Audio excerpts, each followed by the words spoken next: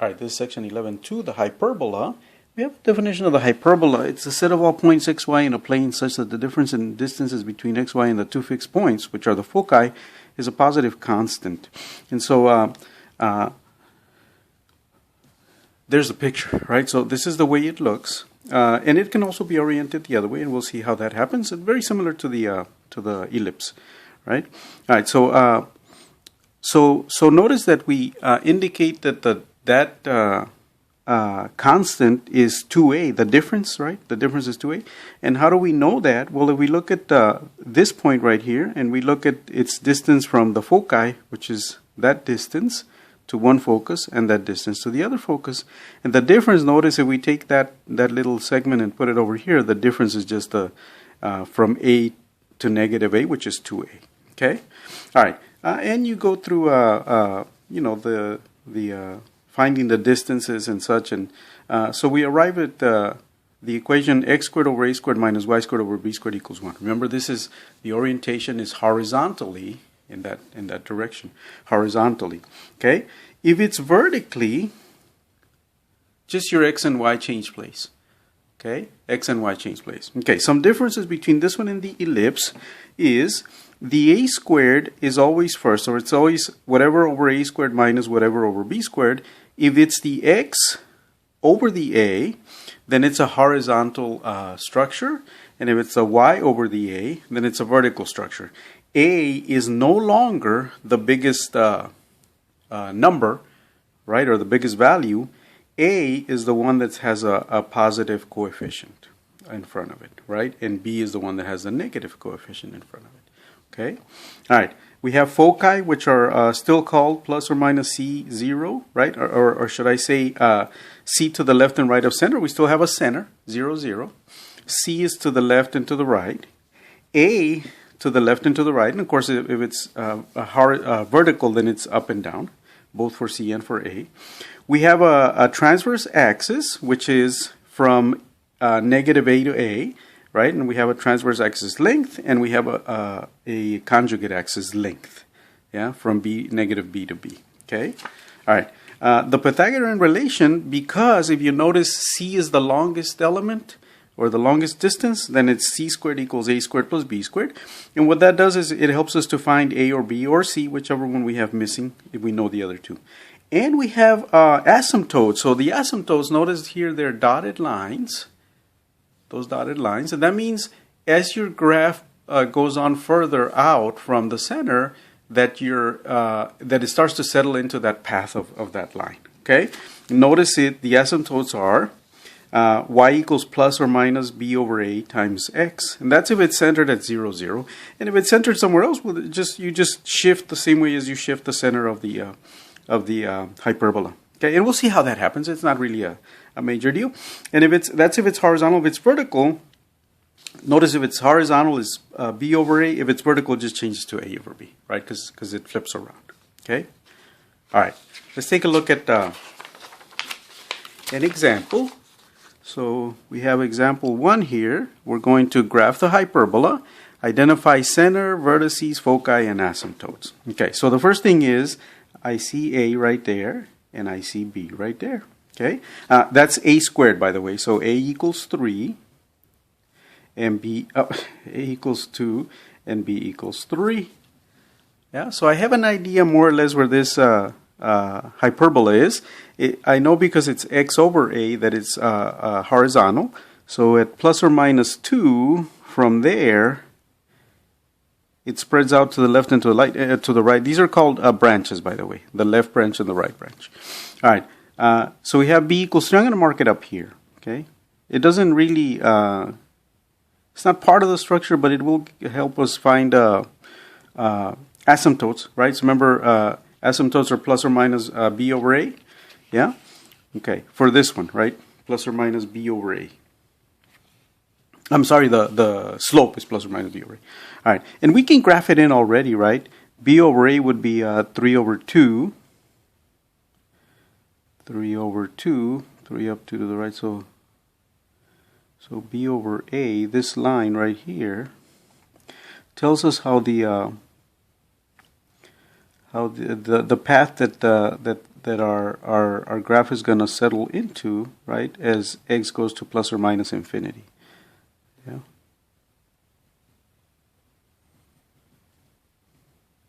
And the center 0, 0, right? We knew that. All right. That way. Okay, so you know what? Let's fill this in. So we know this is going to go that way, and it starts moving out towards the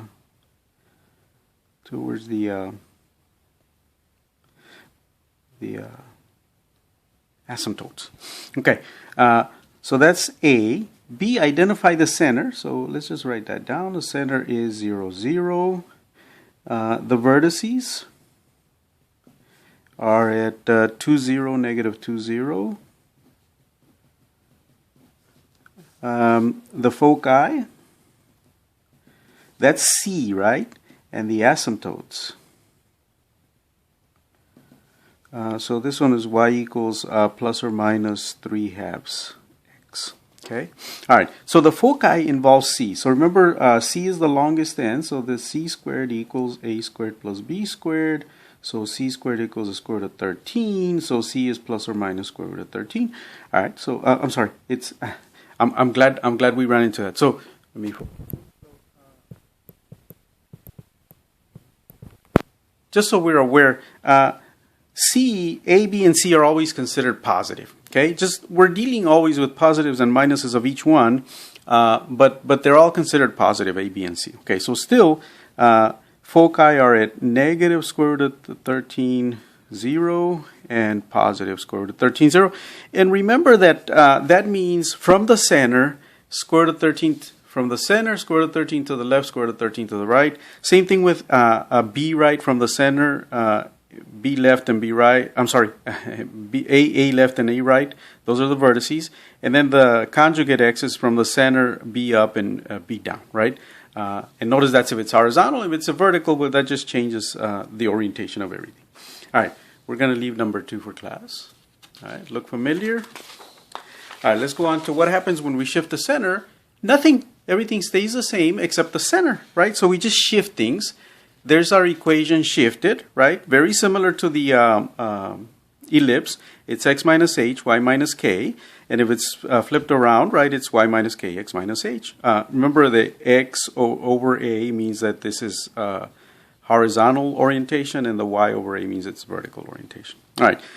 Foci, same thing. C to the left and right, or up and down from the center. The vertices, A to the left and right, or up and down from the center. The lengths remain the same. The asymptotes are just shifted, right? So notice we can think of this as y minus k equals plus or minus b over a times x minus h. And notice that just follows the shifting given to us already. So we can write it that way. We can write y minus k equals plus or minus b over a times x minus h. So it's not a big deal. We just need to know the slopes. All right.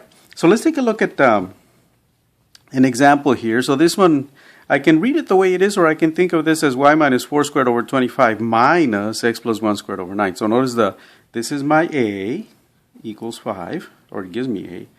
This gives me b equals 3. This is, the a is under the y, so therefore this is vertical orientation. Okay? And again, we're going to identify center, vertices, foci, and asymptotes. Let's draw a little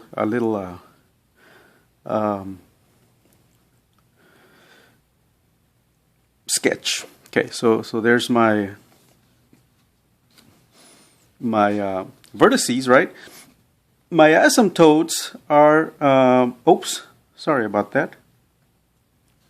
This is shifted. So it's shifted 1 to the left, right? This is x minus negative 1. 1 to the left, 4 up. So 1 to the left, 4 up. So my center is right there. Okay. So from my center, up 5 and down 5 is my vertices. Sorry about that. I was stuck on the same center. So down 5 would be right there. Yeah. And then up 5. 1, 2, 3, 4, 5 would be up here. All right. So I know that my branches are going to go up and down. Okay. Up from there.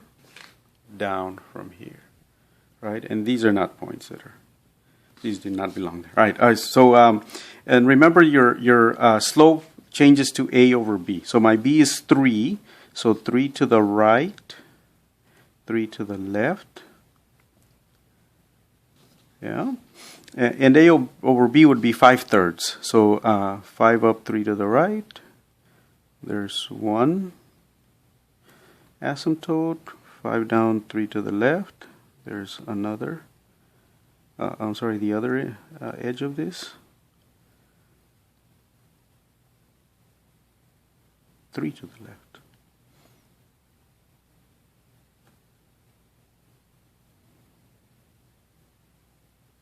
All right, and then the other one, 3 to the right.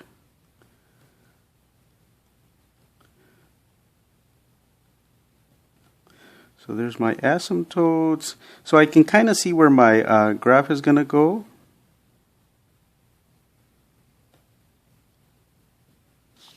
And then this one's going to be going up this way. All right. So there's my sketch of my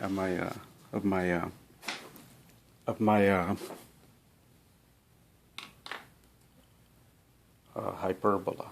All right, let's see if we can get the center. So the center we said was negative 1, 4. I'll write it here, negative 1, 4. Vertices are negative 1, 9, right, because we move 5 up. Negative 1, 9, and negative 1, negative 1. And then our C is the square root of 25 plus 9, which is the square root of 34. So the foci are square root of 34 up from negative 1, 4. So that's negative 1, 4 plus square root of 34. And negative 4 minus square root of 34. Okay, we'll continue from there on the next page, on the next video for this section.